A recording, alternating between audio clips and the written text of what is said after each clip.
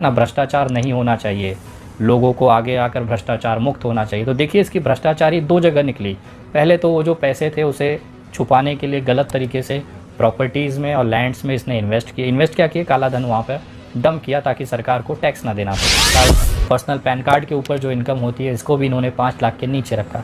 कितना वाहियात इंसान है। जो पैसा देश की तरक्की में इस्तेमाल होना चाहिए उसको भी इसने चोरी किया। ये बात करता है बिहारियों के उत्थान के लिए। सोचा नहीं होगा। मैं आज वो चीज़ लेके आया हूँ जो आपको किसी भी यूट्यूब या बड़े नेशनल चैनल पर आज तक नहीं दिखाई गई होगी। मनीष कश्यप अंदर से कितना काला है, किस तरह के काले धंधों में वो इन्वॉल्व है, किस तरह की इलीगल मनी लॉन्ड्रिंग वो करता है, उसकी जानकारी पूरे सबूतों के साथ आपको मैं आज इस वीडियो में दिखाने जा रहा हूँ। इसके लिए आपको पहले मनीष कश्यप के पुराने इतिहास से लेकर 2023 की यात्रा को समझना होगा। फेसबुक पर इसका एक पेज था, यूट्यूब पर इंजीनियर मनीष कश्यप नाम का 2011 का एक यूट्यूब चैनल था। फेसबुक पेज पर उसकी एक वीडियो 2017 में वायरल हो जाती है। ये वीडियो वायरल होने के बाद उसे लगता है कि इंजीनियरिंग में मेरा कोई स्कोप नहीं है, मुझे यूट्यूब और फेसबुक पर ही काम करते रहना चाहिए, क्योंकि उस वीडियो को बिहार से जोड़कर लाखों लोगों ने शेयर किया था और कितने ही मिलियन उस पर व्यू आए थे, जो कि इसका पहला वीडियो था। फिर इन्होंने इसे प्रोफेशनल तरीके से शुरू करने का सोचा। सन 2017 के फरवरी महीने के 17 तारीख को इन्होंने एक कंपनी को रजिस्टर कराया। मिनिस्ट्री ऑफ कॉर्पोरेट अफेयर्स की जानकारी के हिसाब से सच तक मीडिया प्राइवेट लिमिटेड नाम की एक कंपनी को 2 लोगों ने मिलकर चलाया। पहला चितरंजन कुमार द्विवेदी, जिनका डायरेक्टर आइडेंटिफिकेशन नंबर है 06806329। दूसरा आदमी था जो डायरेक्टर थे इस कंपनी के, वो हैं त्रिपुरारी कुमार तिवारी यानी कि मनीष कश्यप। इनका जो डिन नंबर था, डायरेक्टर आइडेंटिफिकेशन नंबर है, वो 08595646 था। इन्होंने 17 फरवरी 2017 को ये कंपनी शुरू की। इस कंपनी का आइडेंटिफिकेशन नंबर है, सिन नंबर है U22300BR2021 PT C050617। इसका रजिस्ट्रेशन पटना का है, इसका रजिस्ट्रेशन नंबर है 50617। अब आप सोच रहे होंगे ये नंबर और ये कंपनी का बता के विनय दुबे क्या साबित करना चाहता है। पूरा खेला यहीं से शुरू होता है। ये कंपनी को रजिस्टर कराया गया था एड एजेंसी के नाम पे, वीडियोस के रिप्रोडक्शन के नाम पर, ना कि न्यूज़ के नाम पर। न्यूज़ के नाम पर आज तक मनीष कश्यप ने किसी भी मिनिस्ट्री में अपना रजिस्ट्रेशन नहीं कराया और एक पत्रकार के तौर पर अपने को नामांकित नहीं किया। बावजूद इसको इस कंपनी के नाम को इस्तेमाल करते हुए, क्योंकि इस कंपनी के नाम में मीडिया शब्द था, जिसको इस्तेमाल करते लोगों को इसने बेवकूफ़ बनाया कि एक मीडिया हाउस चला रहा है, जिसके नाम पर लोगों के एडवर्टाइज, इवेंट्स और बाकी चीज़ों को लेकर इन्होंने एक फ्रॉड जैसा सिंडिकेट तैयार किया। लेकिन ये बहुत छोटी चीज़ थी। इसके बाद इन्होंने यूट्यूब पे फोकस किया। 13 जुलाई 2018 को एक यूट्यूब चैनल नया बनाया गया जिसका नाम था सच तक न्यूज़। इस समय इसके 6.42 मिलियन फॉलोअर्स हैं, सब्सक्राइबर्स हैं, और इस वीडियो के, इस यूट्यूब चैनल के अर्निंग के वजह से लाखों रुपए इसके अकाउंट्स में जमा हो रहे थे। अब ये पैसे वाइट थे, लीगल पैसा था, इसको कहीं ना कहीं डंप करना था। डंप करना मतलब उस पैसे को इन्वेस्टमेंट दिखाना था ताकि इनकम टैक्स न देना पड़े। इसके लिए उन्होंने एक दूसरी कंपनी रजिस्टर कराई जिसका नाम था सच तक फाउंडेशन। जी हाँ, ये भी रजिस्टर्ड कंपनी है। इसका उद्देश्य था शिक्षा के विभाग में कार्य करना, सेकेंडरी, हायर सेकेंडरी जैसी बच्चों की शिक्षा के क्षेत्र में कार्य करने के लिए। लेकिन इसका जो असली इस्तेमाल हुआ वो पैसों को छुपाने के लिए हुआ। कल के बिहार के ट्वीट में भी आपने देखा होगा कि सच तक फाउंडेशन के HDFC बैंक के अकाउंट में 34,85,909 रुपये फ्रीज़ किए गए। कुछ तो कारण होगा ना कि इतना अमाउंट इस अकाउंट में पड़ा था, उसको फ्रीज़ किया गया। पुलिस बिना मतलब किसी भी अकाउंट को फ्रीज़ नहीं करती है, उसके पीछे कारण होता है। यूट्यूब से आया हुआ काला पैसे को सरकार को टैक्स न देना पड़े, उसको छुपाने के लिए इन्होंने एक NGO की तरह, एक सामाजिक संस्था की तरह एक कंपनी सच तक फाउंडेशन बनाई जिसमें ये सारे पैसे ट्रांसफ़र करने लगे। लेकिन ट्रांसफ़र होते होते अमाउंट इतना ज़्यादा होता गया कि इस पैसों को न ये सोशल वर्क में दिखा पा रहे थे, न ये इसका इस्तेमाल कर रहे थे। इस पैसों का इस्तेमाल इन्होंने गलत धंधों में किया। पटना में ज़मीनें खरीदी, फ्लैट खरीदे, बेतिया में ज़मीनें खरीदी, फ्लैट खरीदे। लेकिन ये जो ज़मीनें खरीदे थे, इसका जो सरकारी आंकड़े में जो रेट निकल के आया है वो अचंभित कर देता है।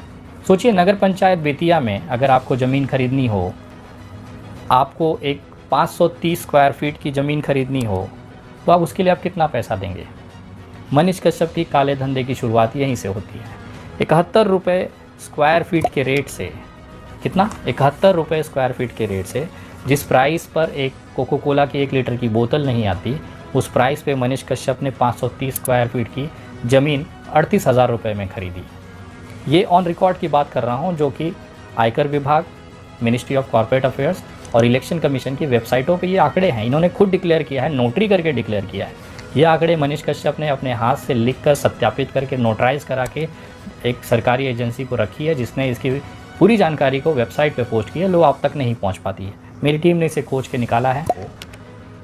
नगर पंचायत बेतिया के गृह क्रमांक BE 014.027 इस ज़मीन पर 530 स्क्वायर फीट का ज़मीन लिया गया 38,000 रुपये के, मतलब लगभग 71 रुपये कुछ पैसे के रेट पर। इसके बाद इन्होंने दिखाया कि उस घर को बनाने में इन्होंने 15 लाख रुपया खर्चा किया। सोचिए, 4 आने की मुर्गी 12 आने का मसाला। 38 लाख में पूरी ज़मीन खरीद ली, लेकिन 15 लाख रुपया खर्चा करके इन्होंने माँ के नाम पे वो घर रखा और इसे बनाया। जो आज उसकी कीमत दिखा रहे हैं वो करीबन 50 लाख के आसपास है। सोचिए, अगर मैं वो ज़मीन आज खरीदने जाऊँ तो 50 लाख की होगी, लेकिन इन्होंने 71 रुपये स्क्वायर फीट के हिसाब से 38,000 रुपये में वो पैसे में देकर ज़मीन खरीदी। ये ट्रैक तब हुआ जब मैंने इसकी आयकर विभाग में जाकर जानकारी जाननी चाहिए।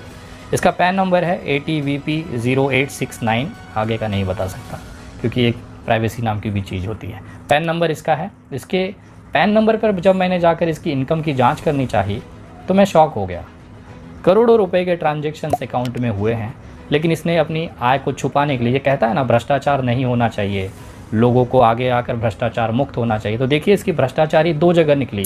पहले तो वो जो पैसे थे उसे छुपाने के लिए गलत तरीके से प्रॉपर्टीज़ में और लैंड्स में इसने इन्वेस्ट क्या किया, काला धन वहाँ पर डंप किया ताकि सरकार को टैक्स ना देना पड़े।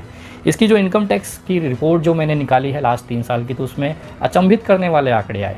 जो आदमी कहता था अपनी वीडियो में कि मैं 10 लाख रुपया महीना कमाता हूँ, झूठ लगेगा तो जरा मैं खुद बुलवा देता हूँ मनीष कश्यप से। हे मनीष बाबू बोल। लेकिन भगवान ने मुझे उससे 20 गुना ज्यादा दिया।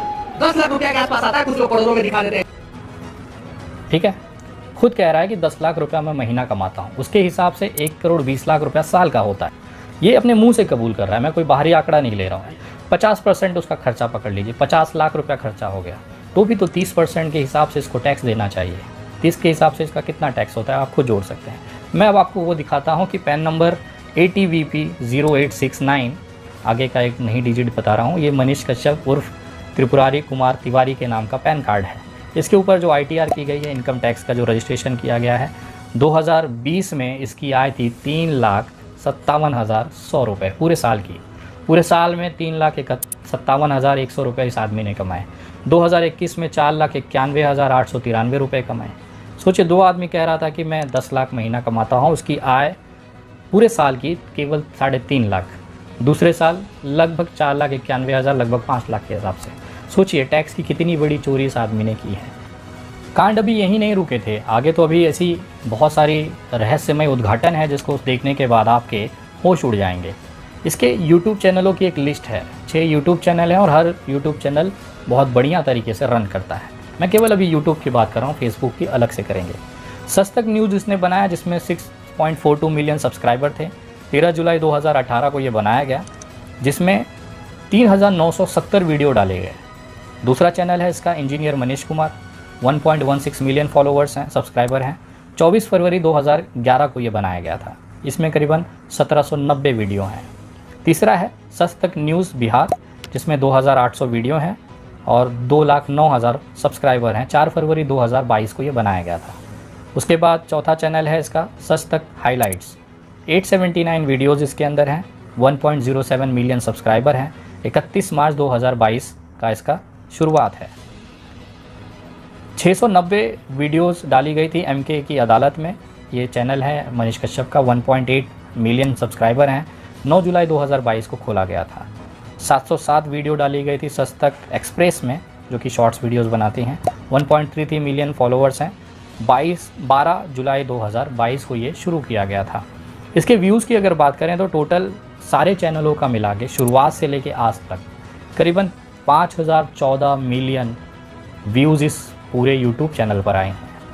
अगर एक 5,000 के हिसाब से आप कैलकुलेट करो, ज़्यादा बड़ा नहीं, क्योंकि YouTube के जो यूनिवर्सल पेमेंट है वो 1 मिलियन का $2,000 देता है, यानी कि 1,60,000 रुपये। मैं 5000 मान के चलता हूँ, उसके मिनिमम से आप इसे कैलकुलेट करिए। 5000 मिलियन व्यूज़ का 5000 रुपये के हिसाब से 2.5 करोड़ रुपया होता है, जो कि बहुत मिनिमम मैं आपको बता रहा हूँ। अगर इंडियन पे आउट्स के हिसाब से आप बात करो तो करीबन 7 करोड़ रुपया इन्होंने आज तक केवल यूट्यूब से कमाया है। फेसबुक पे भी अगर इन 3 सालों का आंकड़ा अगर आप देखें तो 3 करोड़ रुपए के आसपास जाता है, यानी कि पूरा 10 करोड़ रुपया 3 सालों के अंदर इन्होंने कमाया है। अगर 1 साल का आप हिसाब लगाएं तो 3.3 करोड़ रुपया होता है, और टैक्स के बात की जाए तो उसका 30% हिस्सा इनकम टैक्स के हिसाब से ये गवर्नमेंट को जाना चाहिए था, यानी 1 करोड़ रुपया साल के हिसाब से। तो क्लियर 3 करोड़ रुपए का जो टैक्स है इन्होंने चोरी किया। ये हमेशा अपने टैक्स को बिना, वो जो स्लैब होता है ना गरीबी रेखा वाला, 5 लाख के नीचे रखा है। मैं पूछना चाहता हूँ ऐसी क्या मजबूरी थी कि करोड़ों रुपए आने के बाद भी आपने बिहार को डेवलप करने के लिए जो टैक्स का पैसा था उसको चोरी किया। ये वो सबूत हैं जो बहुत ही आश्चर्यजनक हैं। एक आदमी इतना पैसा कमाया, इतनी शोहरत कमाया, उसके बाद दिल इतना छोटा क्यों था? जिस बिहार को ये भ्रष्टाचार मुक्त करना चाहता था, उसकी खुद की इनकम टैक्स को इसने गलत तरीके से दिखाकर पुलिस को, आयकर विभाग को गुमराह किया। जो पैसा बिहार के अच्छे स्वास्थ्य के लिए इस्तेमाल किया जा सकता था, जो पैसा अच्छी शिक्षा के लिए इस्तेमाल किया जा सकता था, जो सुविधाओं के लिए इस्तेमाल किया जाता था बिहारी जनता के लिए, उसके टैक्स को भी इस इंसान ने देना मुनासिब नहीं समझा। ये तो केवल इसका हालत है, कंपनियों की हालत तो इससे एक कदम आगे है। मिनिस्ट्री ऑफ कॉर्पोरेट अफेयर्स के हिसाब से इन्होंने जो लास्ट बैलेंस शीट और इनकम टैक्स की जो रिटर्न की है कंपनियों की, वो की है 31 मार्च 2021, मतलब 2022 और अब 2023। पिछले 2 साल का इन्होंने अपने कंपनी का इनकम टैक्स भी रिटर्न नहीं किया है, न कि बैलेंस शीट जमा की है। कितना पैसा आया, कितना गया, कितना टैक्स बनता है, उसकी जानकारी भी सरकार को इन्होंने, मोदी जी की सरकार को, आयकर विभाग को इन्होंने नहीं दिया है। इसका मतलब पिछले 2 साल का जो पूरा का पूरा पैसा था वो काला धन के तौर पर इन्होंने इस्तेमाल किया। उसका भरपूर तरीके से लोगों के अंदर, अपने प्रॉपर्टीज़ के अंदर, काले धंधों के अंदर उन्होंने इसका इस्तेमाल किया। 2 चोरियां इनकी पकड़ी गई हैं अभी तक, क्योंकि मेरी रिपोर्ट अभी तक पूरी नहीं हुई है, मैं अभी भी इस पर रिसर्च कर रहा हूँ। जो जानकारी मुझे अभी तक मिली है उसके हिसाब से पिछले 2 साल से सच तक फाउंडेशन, जिसमें कि 34 लाख रुपए पुलिस ने फ्रीज़ किया है, और सच तक मीडिया प्राइवेट लिमिटेड, ये 2 कंपनियों की बैलेंस शीट और इनकी इनकम टैक्स रिटर्न पिछले 2 साल से नहीं हुई है। लास्ट जो रिटर्न इन्होंने किया है वो है 31 मार्च 2021 का। दूसरा, इनका इनकम में भी पर्सनल इनकम, जो personal I card, personal pan card के ऊपर जो इनकम होती है, इसको भी इन्होंने 5 लाख के नीचे रखा। कितना वाहियात इंसान है। जो पैसा देश की तरक्की में इस्तेमाल होना चाहिए उसको भी इसने चोरी किया। ये बात करता है बिहारियों के उत्थान के लिए, बिहारियों को नंबर 1 बनाने के लिए, लेकिन खुद इतना बड़ा टैक्स चोर है। ये पैसा आखिर किसका था? जी जाता है अस्पतालों में बेहतरीन सुविधा नहीं है, लोग तड़प रहे हैं, बेरोज़गार। ऐसे जब टैक्स चोरी होती रहेगी, ऐसे लोग जब टैक्स चोरी करते रहेंगे तो सुविधाएं सरकारें कहाँ से देंगी? हम लोग भी कमाते हैं, हम लोग अपनी ईमानदारी की तरीके से। पिछले साल का मेरा 60 लाख का ITR था। मेरा पर्सनल विनय दुबे के पैन नंबर पे 60 लाख रुपए का ITR था।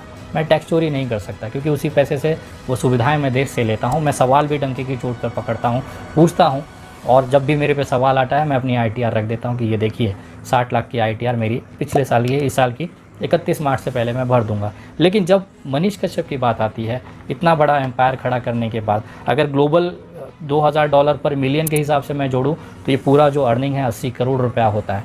80 करोड़ रुपए का 30% अगर आप कैलकुलेट करें जो इनकम टैक्स होता है, 24 करोड़ रुपया होता है, जो कि 24 करोड़ उस बिहारियों का है जो बेहतर सुविधा के लिए, बेहतर इलाज के लिए, बेहतर शिक्षा के लिए दिन रात वहाँ पर तड़प रहा है।